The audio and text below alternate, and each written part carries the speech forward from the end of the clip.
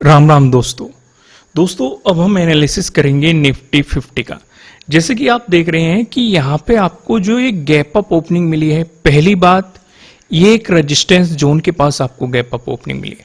दूसरा, यहीं पे आपका फिबोनाची का एक लेवल भी है 24,349 जो कि 0.382 का है। मैं भी आपको दिखाता हूँ जिससे कि आपको थोड़ी सी क्लियरिटी मिल सके। यहाँ पे अगर आप फिबोनाची लगाएंगे, मैं हाई पकड़ता हूं और ये लो पकड़ लेता हूं, तो आप यहाँ पे साफ साफ देख पा रहे हैं कि जहां पे मार्केट ने गैप अप ओपनिंग दी है ये 0.382 का रेजिस्टेंस जोन था। और जैसे ही मार्केट ने यहाँ पे आपको गैप अप ओपनिंग दी, इसी में जो ये पहली कैंडल का फॉर्मेशन हुआ है उसी के अंदर लगभग पूरा दिन बीत गया।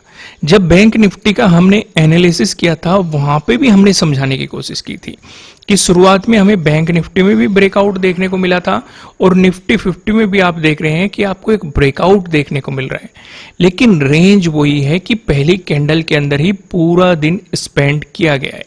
दूसरा, ऐसे सिचुएशन पे कॉन्फिडेंस भी नहीं आता। क्यों नहीं आता, मैं आपको रीजन एक्सप्लेन करता हूं।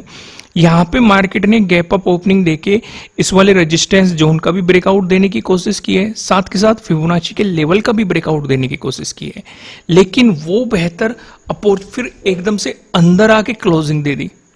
तो यानी कि मार्केट में अगर यहां से फॉलोअर कैंडल मिल जाती तो नेगेटिव साइड एक रिस्क प्लान किया जा सकता था एक छोटे से स्टॉप लॉस के साथ कि भाई हम मार्केट में इस गैप फिलिंग को प्लान कर सकते थे।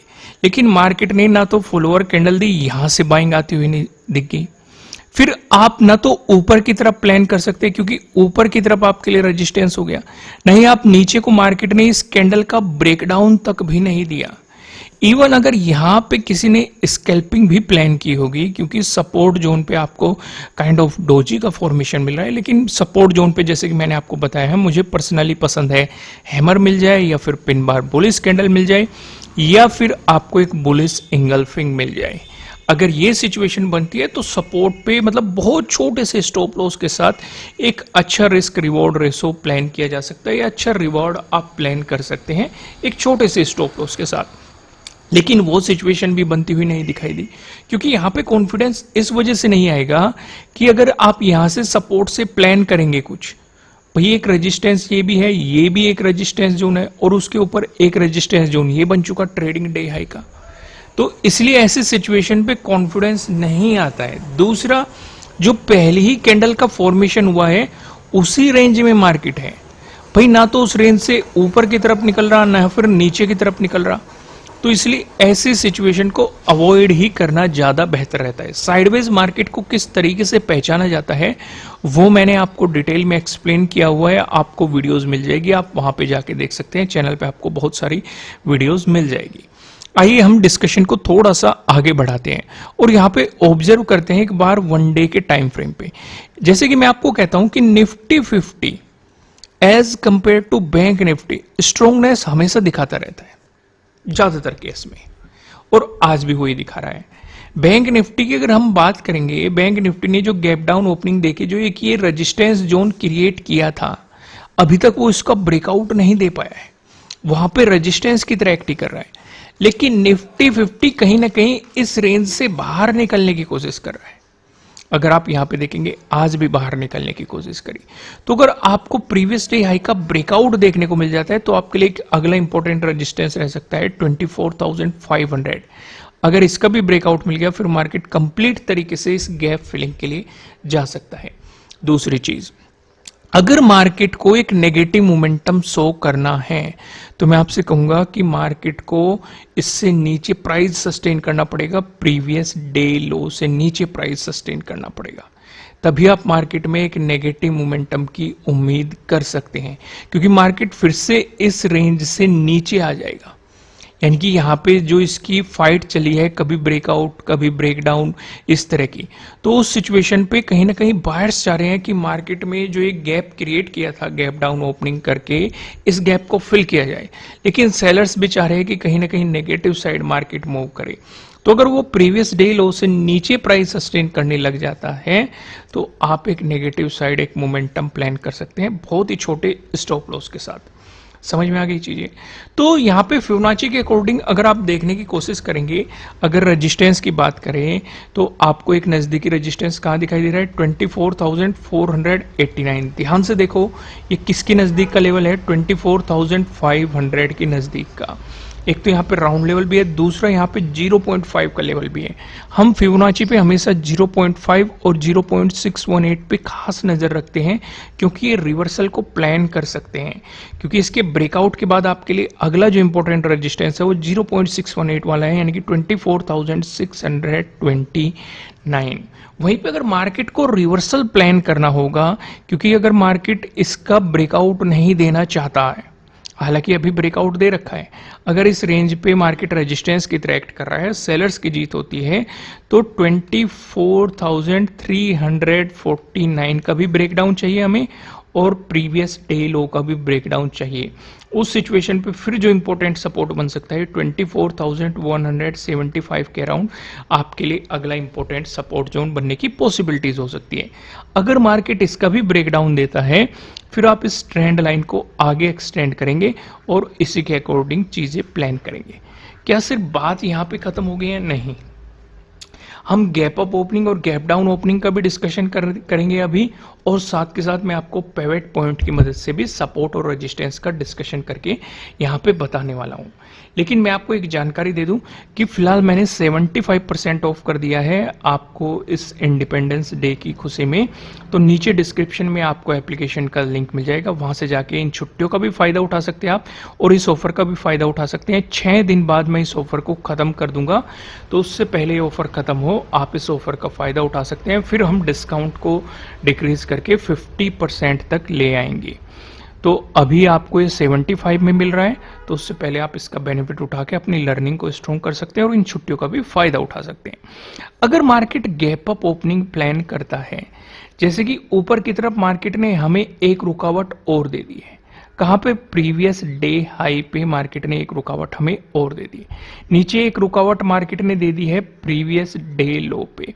तो गैप अप ओपनिंग और गैप डाउन ओपनिंग का जो डिसीजन लिया जाएगा वो आप प्रीवियस डे हाई के अकॉर्डिंग और प्रीवियस डे लो के अकॉर्डिंग ही लेंगे, क्योंकि जो मार्केट ने क्लोजिंग दी है वो लगभग आप देखेंगे बीच में प्लान किया है।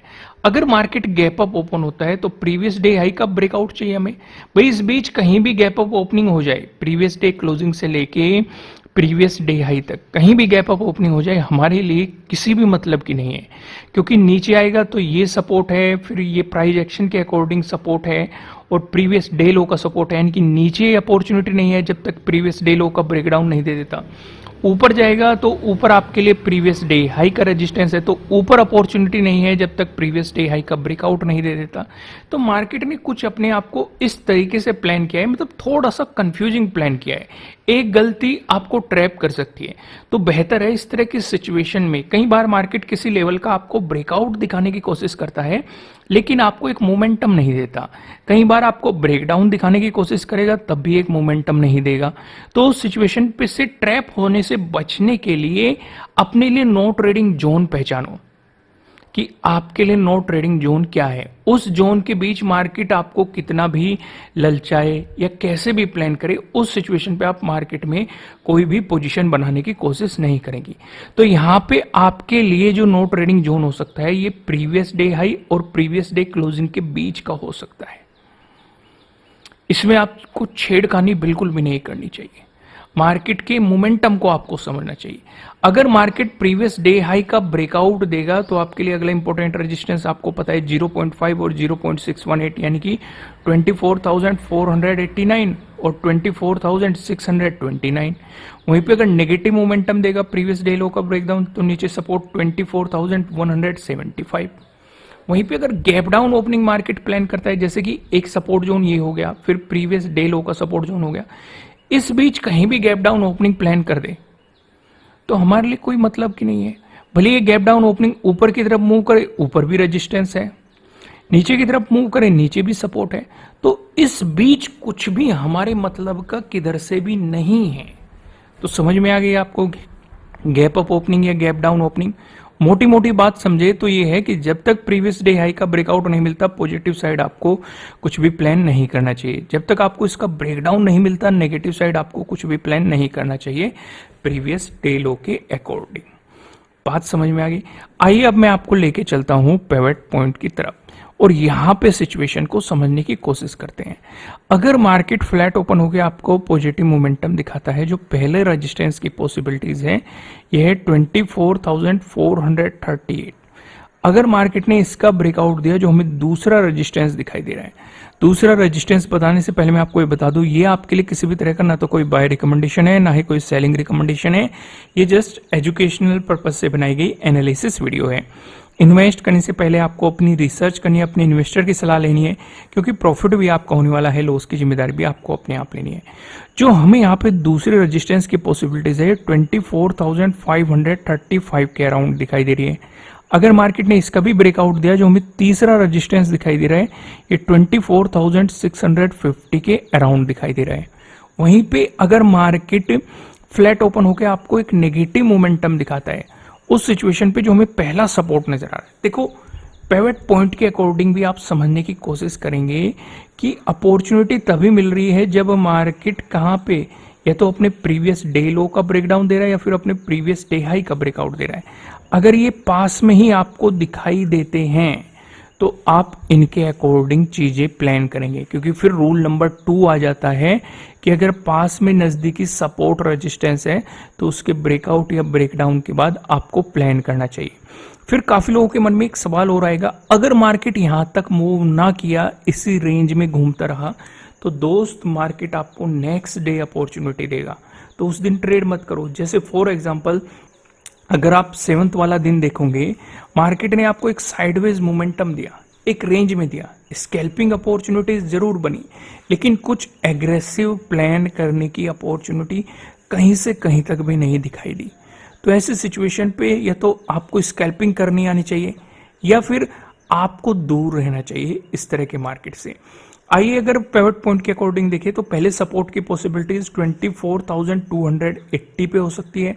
अगर मार्केट ने इसका ब्रेकडाउन दिया, दूसरे सपोर्ट की पॉसिबिलिटीज 24,177 पे हो सकती है। अगर इसका भी ब्रेकडाउन मिला, तीसरे सपोर्ट की पॉसिबिलिटीज 24,080 पे आपके लिए तीसरे सपोर्ट की पॉसिबिलिटीज हो सकती है। दोस्तों यहाँ पे कुछ और डिस्कशन भी हम प्लान करते हैं जिससे कि आपको थोड़ा सा मार्केट के बारे में क्लियरिटी मिल सके। क्या मैं यहाँ पे सारी चीजों को रिमूव कर देता हूँ एक बार? ओके, मैं रिमूव कर दिया। यहाँ पे मैं इंडिकेटर लगा लेता हूँ, पिवट पॉइंट 2 लगा देता हूँ। सॉरी, पिवट पॉइंट नहीं, हमें लगाना है EMA, एक्सपोनेंशियल मूविंग एवरेज। एक ले लेता हूं मैं 50 और एक ले लेता हूं मैं 200। इसका कलर चेंज कर देता हूं। ओके, हो गया। तो पहले चलते हैं एक बार 1 डे के टाइम फ्रेम पे। 1 डे के टाइम फ्रेम पे हम ये देख रहे हैं कि मार्केट बार बार कहां पे सपोर्ट लेने आ रहा था, अपने 50 एक्सपोनेंशियल मूविंग एवरेज पे मार्केट सपोर्ट लेने आ रहा था। अभी भी जो ये गैप डाउन ओपनिंग हुई है, मार्केट कहीं ना कहीं काफी दिनों से लगभग 2 महीने से अपने 50 EMA से दूर था, तो पॉसिबिलिटी थी मार्केट कहीं ना कहीं से ट्राई करने आ सकता है, जो कि हमें दिखाई भी दिया। मार्केट फिर से यहीं पे सपोर्ट लेने आया और 24,000 का एक राउंड लेवल भी था पास में, मार्केट ने उसकी भी रेस्पेक्ट करी और अपने 50 EMA की भी रेस्पेक्ट करी। तो यानी कि ये तो हमें क्लियर ये बता रहा है कि मार्केट अब यहाँ से आपको एक मोमेंटम दे सकता है। लेकिन अगर फिर भी यहाँ पे रेजिस्टेंस की तरह एक्ट करके एक रिवर्सल प्लान हुआ, तो यहाँ पे फिर से मार्केट इसी जोन पे आ सकता है और कुछ दिन साइडवेज भी रह सकता है। क्यों रह सकता है? क्योंकि ये आपको फ्लैट होता हुआ भी दिखाई दे रहा है। अगर यहाँ से मोमेंटम नहीं मिला, मार्केट फिर से वापस आ गया, तो ये कुछ दिन और आपको साइडवेज देखने को मिलेगा, क्योंकि फ्लैट की सिचुएशन दिखाई दे रही है। बात समझ में आ गई कि नहीं? क्लियर हो गया ना? दूसरी चीज, जब बड़ी गिरावट आएगी, जैसे कि यहाँ पे आई, यहाँ पे आप देख सकते हैं, या फिर ये नैरो होते जा रहे हैं, तो कहीं ना कहीं फिर मार्केट सपोर्ट लेने आ सकता है अपने 200 एक्सपोनेंशियल मूविंग एवरेज पे भी। समझ में आ गई? आइए इससे छोटे टाइम फ्रेम पे समझने की कोशिश करते हैं। एक बार 15 मिनट के टाइम फ्रेम पे सिचुएशन देख रहे हैं। 15 मिनट के टाइम फ्रेम पे हम क्या देख रहे थे कि जब ये गैप डाउन ओपनिंग हुई थी हमें क्रॉसओवर मिला था 50 EMA का और 200 EMA का। ठीक है, हाई नजदीक आते जा रहे हैं, लेकिन अभी हमें पॉजिटिव साइड क्रॉसओवर नहीं मिला है, पहली बात। दूसरी बात, मार्केट अपने 200 EMA से दूर था और अभी इस पे रेजिस्टेंस की तरह एक्ट करता हुआ हमें दिखाई दे रहा है। तो यानी कि अगर पॉजिटिव मोमेंटम की डायरेक्शन में हमें मोमेंटम चाहिए या हम चाहते हैं कि भाई ये गैप फिलिंग की पॉसिबिलिटी बने, तो हमें 200 एक्सपोनेंशियल मूविंग एवरेज का भी ब्रेकआउट चाहिए, साथ के साथ इनका क्रॉसओवर भी चाहिए, तो थोड़ा और कॉन्फिडेंस बढ़ जाएगा। तो दोस्तों इस वीडियो को लाइक करना, और ऑफर चल रहा है, 6 दिन बाद ऑफर को खत्म कर दिया जाएगा। नीचे डिस्क्रिप्शन में आपको एप्लीकेशन का लिंक मिल जाएगा। फिलहाल इस वीडियो में इतना ही, फिर मिलते हैं किसी नेक्स्ट वीडियो में, तब तक के लिए राम राम।